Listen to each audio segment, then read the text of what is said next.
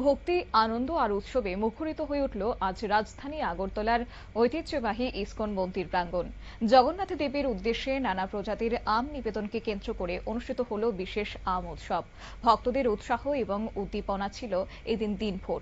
রাজধানী আগরতলার এই ঐতিহ্যবাহী ইসকন মন্দিরে অনুষ্ঠিত হয়েছে আম উৎসব। প্রতি বছরের ন্যায় এই বছরও বিভিন্ন জাতের সুস্বাদু এবং মৌসুমী আম দিয়ে ভগবান জগন্নাথ, বলরাম এবং সুভদ্রাকে নিবেদন করা হয়। মন্দির প্রাঙ্গণে সুন্দরভাবে সাজিয়ে তোলা হয়েছে। এই আম উৎসবকে ঘিরে ভক্তদের মধ্যে এদিন স্বতঃস্ফূর্ত সাড়াও পরিলক্ষিত হয়েছে।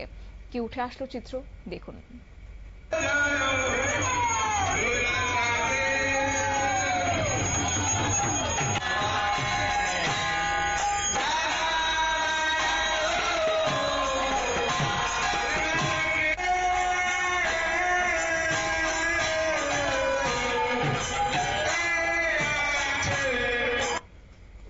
আপনারা দেখলেন সেই চিত্র, অর্থাৎ এই উৎসবকে ঘিরে ভক্তদের মধ্যে যেমন ভিড় লক্ষ্য করা গেছে, তেমনি ধর্মীয় আচার অনুষ্ঠান, নাম সংকীর্তন এবং বিশেষ পুজোর মধ্য দিয়ে দিনটি উদযাপন করা হয়।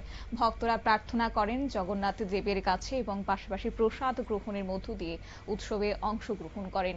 অন্যদিকে এই ইসকনের সদস্যরা কি জানাচ্ছেন, শুনুন।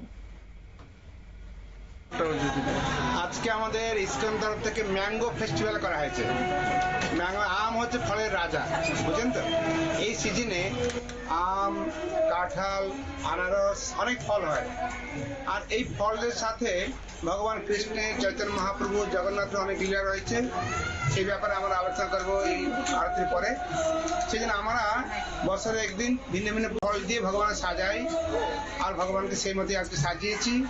আর ভগবান ভিন্ন ভিন্ন ফলের লীলা সম্বন্ধে আলোচনা করব।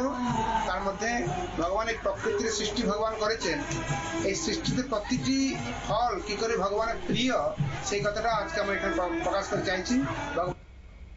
মন্দির কর্তৃপক্ষ জানায় যে জগন্নাথ দেবের প্রতি ভক্তি এবং কৃতজ্ঞতা প্রকাশের উদ্দেশ্যে আম উৎসবের আয়োজন করা হয়।